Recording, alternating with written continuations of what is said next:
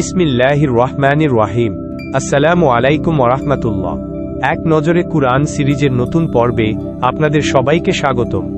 আমাদের আজকের আলোচনা পবিত্র কুরআনের ৬৪ নম্বর সূরা আত-তাগাবুন নিয়ে।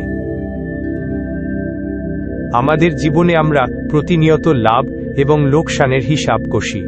অর্থ, সম্মান, সাফল্য এগুলোই আমাদের মাপকাঠি। কিন্তু এই ক্ষণস্থায়ী দুনিয়ার লাভ লোকসানই কি চূড়ান্ত? এমন কি কোনো দিনের কথা আমরা ভাবতে পারি যেদিন এই সমস্ত হিসাব নিমিষেই পাল্টে যাবে? পবিত্র কুরআন আমাদের এমনই একটি দিনের কথা বলে। একটি দিন যেদিন দুনিয়ার সবচেয়ে সফল মানুষটি নিজেকে সবচেয়ে বড় দেউলিয়া হিসেবে আবিষ্কার করতে পারে, আর দুনিয়ার সবচেয়ে অবহেলিত দরিদ্র মানুষটি হতে পারে অনন্ত সফলতার অধিকারী। সূরার পরিচয় এবং নামের রহস্য। এই নামটিই আমাদের গভীরভাবে ভাবতে বাধ্য করে। তাগাবুন শব্দটি এসেছে এমন একটি ধারণা থেকে যেখানে এক পক্ষ লাভবান হয় অন্য পক্ষের ক্ষতির মাধ্যমে। আল্লাহ তাআলা কিয়ামতের দিনটিকে ইয়াউমুত তাগাবুন বলেছেন, অর্থাৎ সেদিন হবে পারস্পরিক লাভ লোকসানের দিন। সেদিন জান্নাতীরা যখন তাদের ঠিকানা বুঝে পাবে তখন তারা ভাববে কত বড় লাভই না তারা করেছে।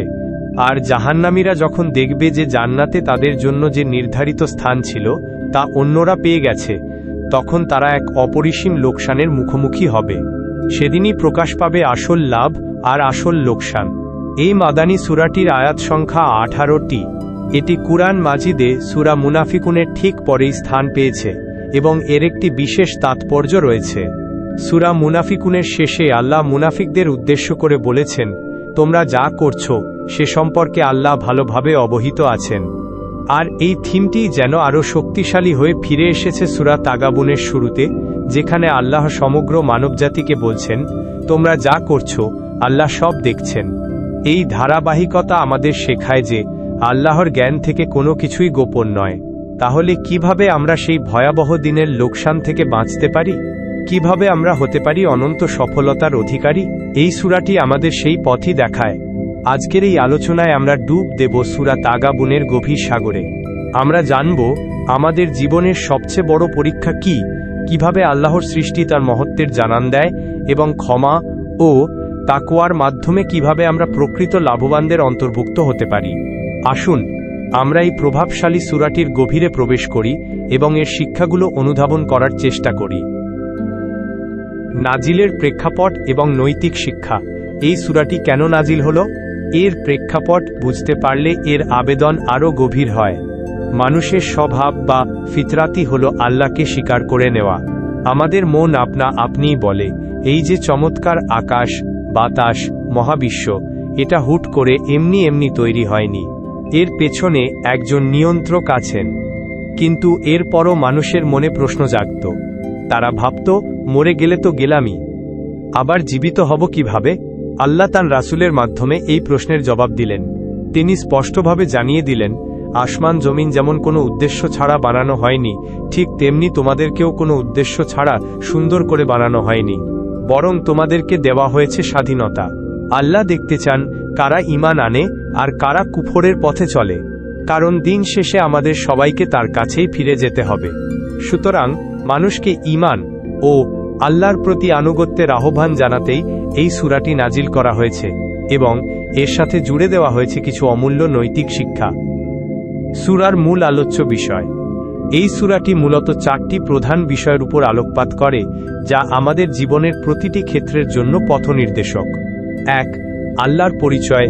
এই সূরা আমাদের স্মরণ করিয়ে দেয় যে আল্লাহ এমন এক সত্তা যার পবিত্রতা সবাই বর্ণনা করে এবং তিনি সবকিছুর ওপর ক্ষমতাবান।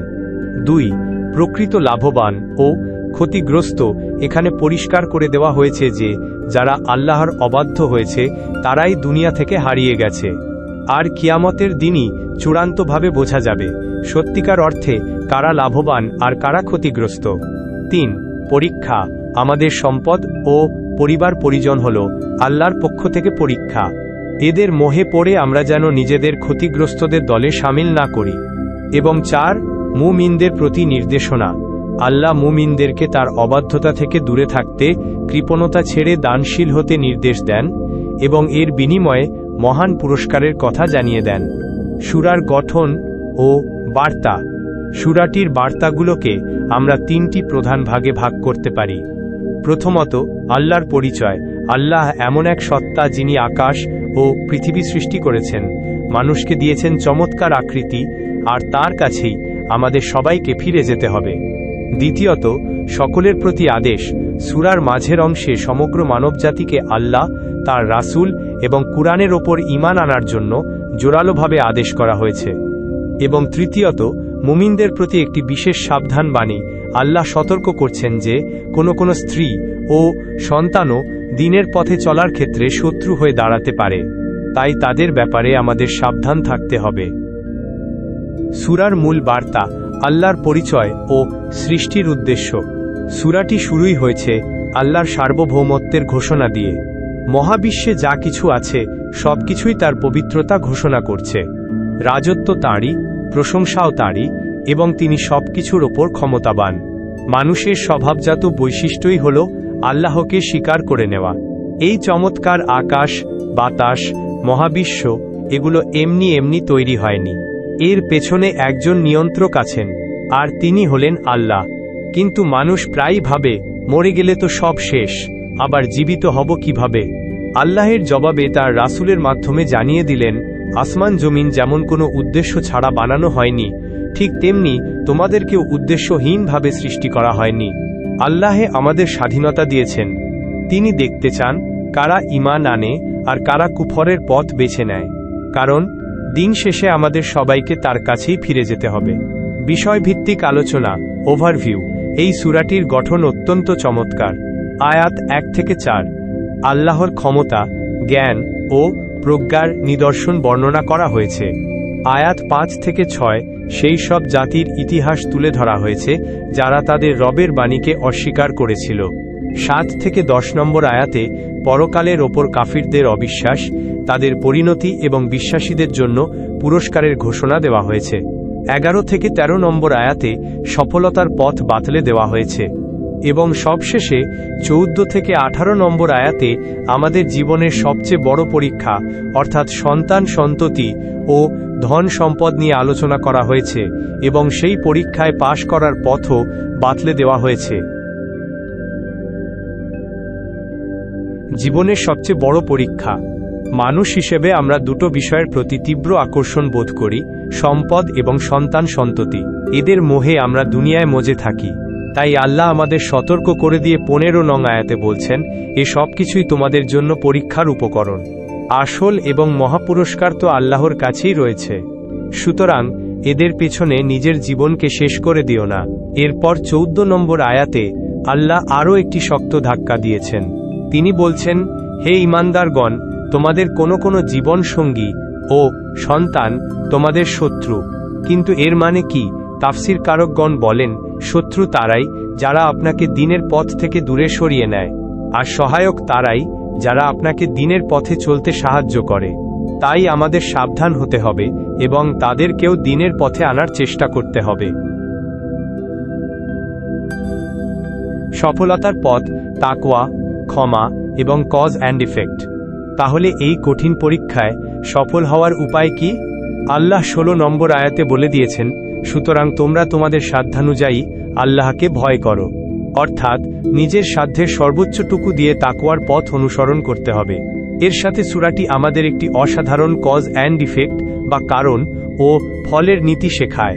নীতিটি হল মুসলিমদের দোষত্রুটির ক্ষেত্রে যতটা সম্ভব ক্ষমাশীল হতে হবে। এর ফল বা ইফেক্ট কি?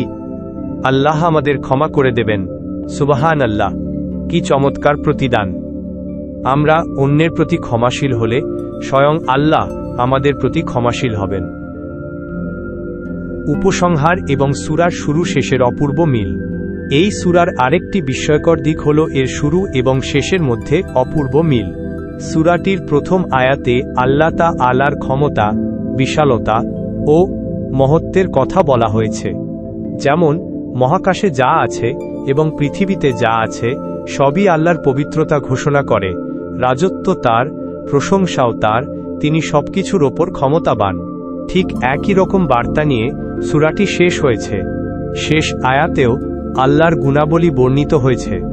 আল্লাহ কৃতজ্ঞতার উত্তম পুরস্কার দানকারী অত্যন্ত সহনশীল, অদৃশ্য ও দৃশ্যমান সব বিষয়ে জ্ঞানী, অজেয় শক্তির অধিকারী, বিচক্ষণ। এই শুরু এবং শেষের মিল যেন আল্লাহর মহত্বকেই বারবার আমাদের সামনে তুলে ধরে। সুতরাং সূরা আত-তাগাবুন আমাদের জন্য এক শক্তিশালী অনুস্মারক। এটি আমাদের শেখায় যে প্রকৃত লাভ বা লোকসান দুনিয়ার সম্পদ দিয়ে মাপা হয় না। আল্লাহ আমাদের সবাইকে ইয়াউমুত তাগাবুন বা লাভ লোকসানের দিনে লাভবানদের অন্তর্ভুক্ত হওয়ার তৌফিক দান করুন। আমিন। ভিডিওটি ভালো লাগলে শেয়ার করে অন্যদেরকেও জানার সুযোগ করে দিন।